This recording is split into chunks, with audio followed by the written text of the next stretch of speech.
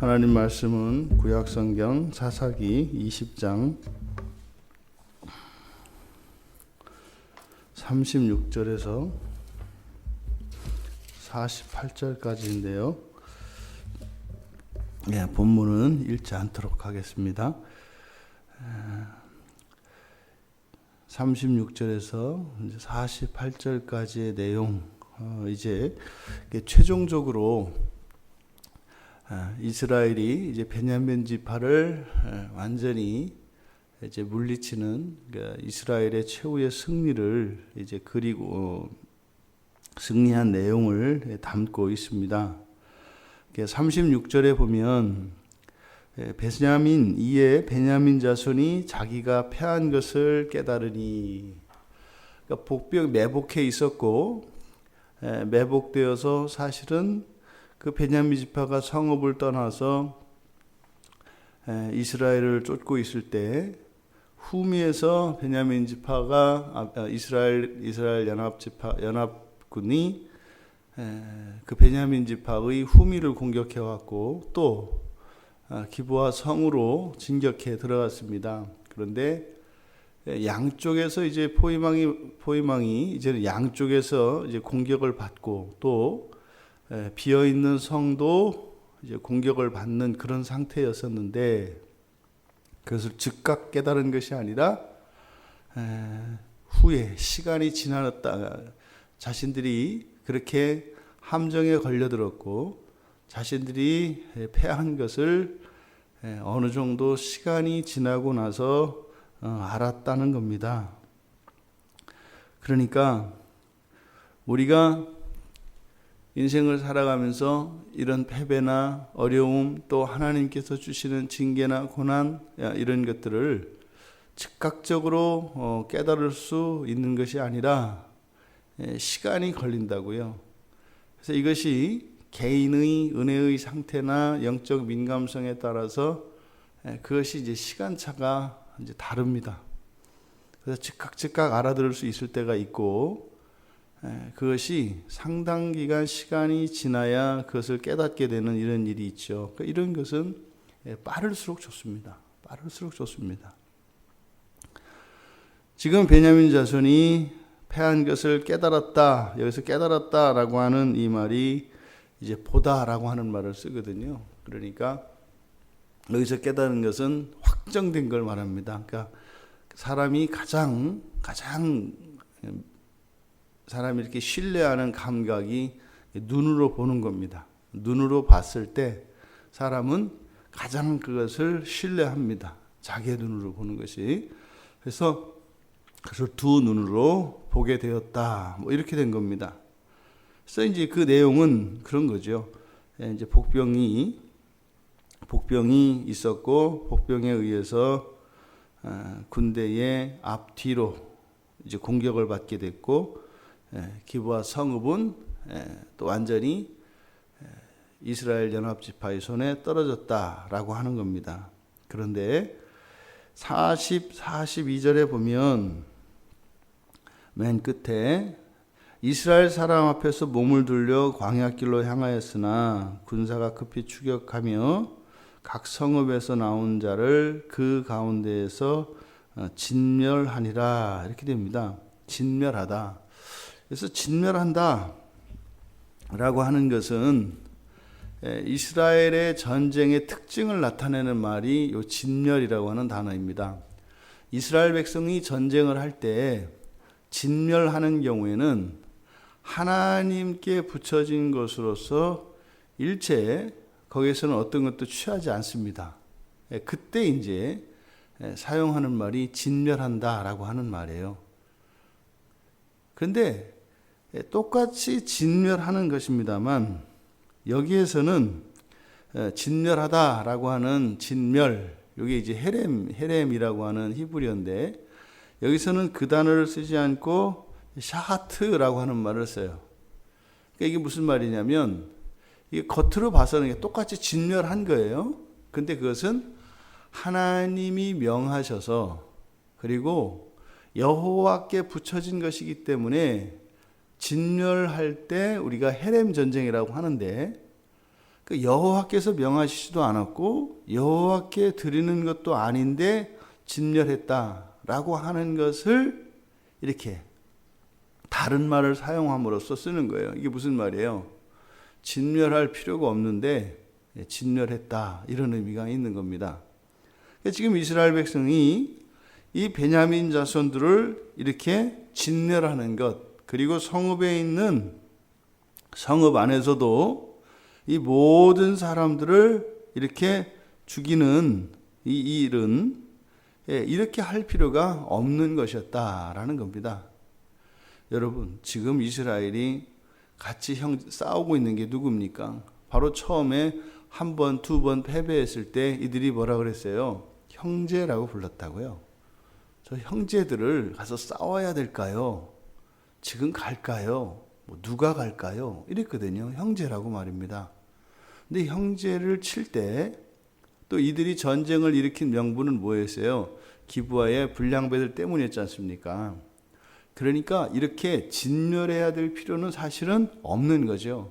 그러니까 이들이 이 싸움을 처음에 시작했던 그 명분이 이 싸움이 진행되는 이 과정 속에서 명분도 사라졌고, 또 여기서 전쟁이 더 굉장히 격해진 것을 우리가 보게 됩니다.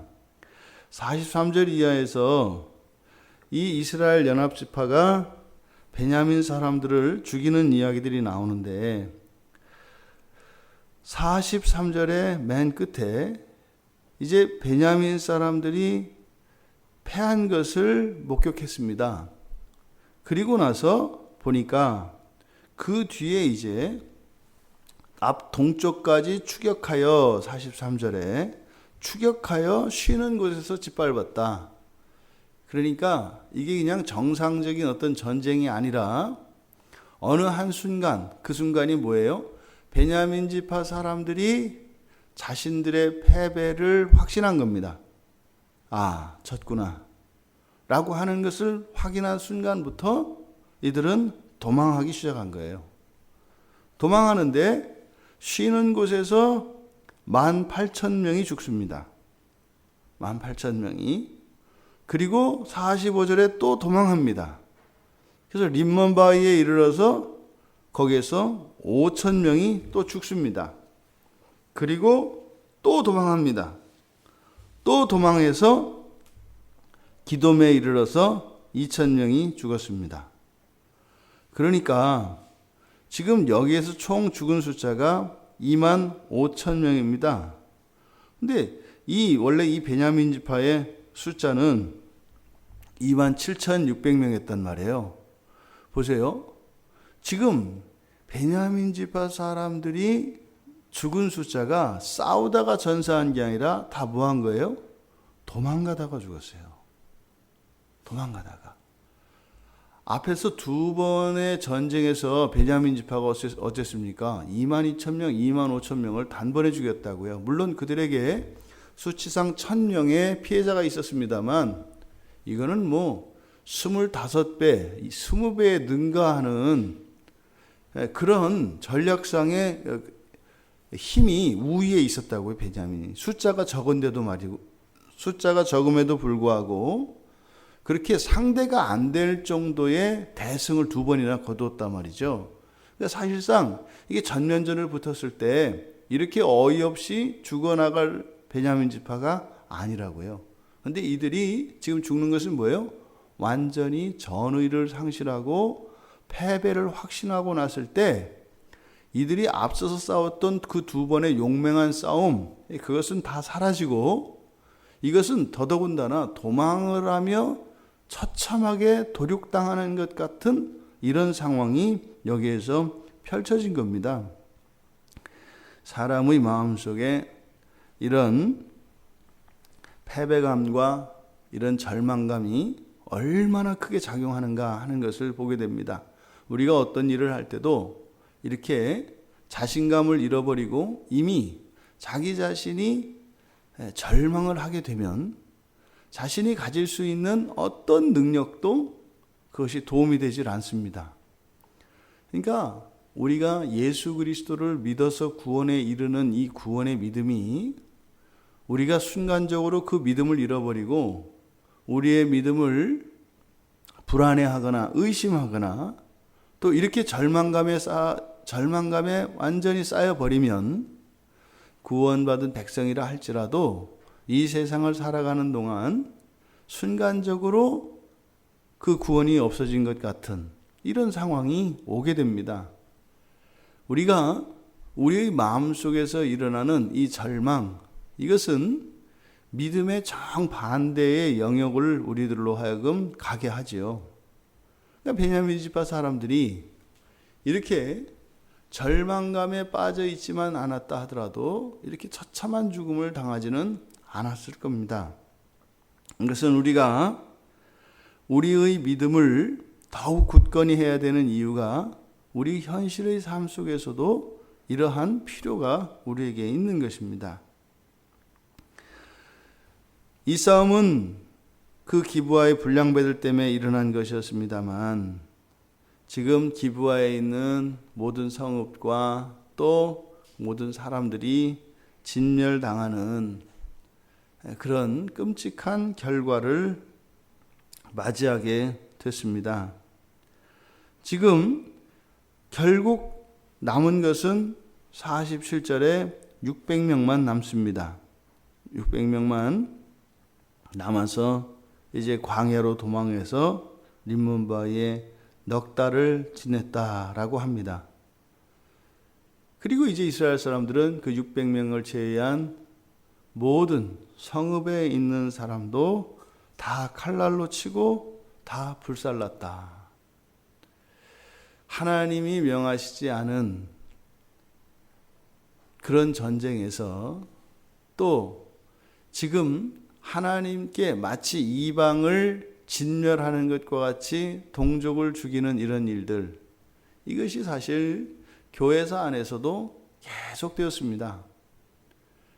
많은 역사 속의 전쟁들이 사실은 형제가 형제들을 향하여 총뿌리를 겨누고 칼과 창을 휘두르는 이런 끔찍한 역사가 계속 반복되고 있습니다. 이것은 우리가 믿음을 저버리고 우리의 왕이 누구이신가 하는 것을 잊었을 때 일어나는 현상입니다. 어떻게 형제가 형제를 향하여 이렇게 끔찍하고 잔인한 사륙을 자행할 수 있겠습니까? 이것이 우리 안에 있는 거죠. 이것이 우리의 본 모습입니다. 보십시오. 우리의 주 되신 예수께서 이 땅에 오셨을 때 우리가 어떻게 했는가를 말합니다. 형제를 죽이는 것은 아무것도 아닌 거죠. 우리를 창조하셨고요. 우리를 구원하기 위해 오신 하나님 예수 그리스도를 우리는 무참히 박해하고 모욕을 주고 마침내 십자가에 못을 박는, 그리고 거기에 우리의 죄를 대속시키면서 예수님에게 누명을 씌워서 십자가에 못 박아 죽였습니다. 이것이 우리의 본 모습입니다. 이것이 우리의 본 모습입니다. 그런 우리들을 예수님께서 우리의 죄를 대속하여 주시고 무한하신 사랑을 우리에게 감화시켜 주셔서 우리가 인식하고 있는 요만한 나를 만들어 주신 것입니다. 오늘 하루의 삶이 그래서 그리스도의 은혜인 것이죠. 만약에 그렇지 않더라면 우리가 이렇게 살지 않습니다. 하나님도 못 받고 형제도 불살라 죽이는 이것이 죄인된 우리들의 본성이라는 것이죠. 여전히 우리 안에는 극복하고 변화되어야 할 많은 죄성들과 많은 인간적인 약점이 있습니다. 그러함에도 이제는 하나님의 사랑을 알고 또한 우리가 그리스도 안에 있는 지체들을 우리의 몸으로 알며 그렇게 서로 사랑하고 함께할 수 있는 이것, 사실 이것만으로도 우리가 감당할 수 없는 하나님의 큰 은혜를 입은 결과인 것이지요. 우리 안에 있는 죄로 인해서 비참해하고 하나님께 은혜를 구합니다. 하지만 또 그와 동시에 우리 안에 변화되어진 우리 안에 있는 이 작은 이 사랑과 그리스도의 그 은혜의 흔적들을 또한 우리가 늘 동시에 볼 수 있어야 할 것입니다. 그래서 교만하지 않고, 하지만 그것으로 인하여 우리가 절망하거나 마냥 비참해하지는 않는, 그래서 이 양쪽의 긴장 속에서 그리스도를 닮아가며 살아가야 하는 것이죠. 특별히 이 베냐민과 이스라엘 연합지파의 싸움을 통해서 우리가 볼 수 있는 것은 화는 점점 커진다는 겁니다. 레위 지파의 레위 사람의 첩을 그렇게 강간하고 죽이는 그 끔찍한 사건이 그 끝에 가면은 한 지파가 거의 전멸하다시피 되는 이 상황으로 간 것을 우리가 기억해야 합니다. 이것이 죄의 속성입니다. 죄는 정말 태우는 불과 같아서 작은 것이지만 그 끝에 가면 그 피해는 상상을 초월할 수 없을 정도로 상상을 초월하는 그런 끔찍한 결과가 있다는 것을 기억해야 할 것입니다.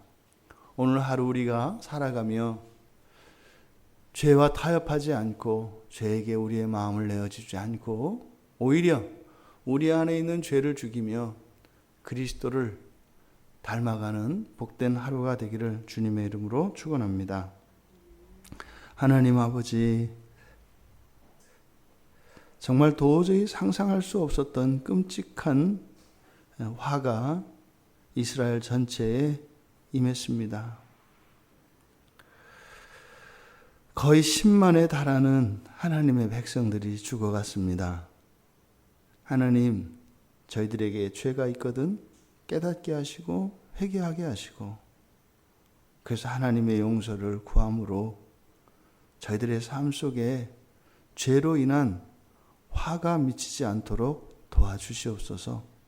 또한 바라기는 이 죄에 굴복하거나 넘어지는 것이 아니라 죄를 이길 수 있는 힘을 주셔서 날마다 우리 주 예수 그리스도께서 감당하셨던 내 몸이 죽고 죄를 이기는 그 거룩한 우리 주 예수 그리스도의 삶을 살아갈 수 있도록 도와주시옵소서.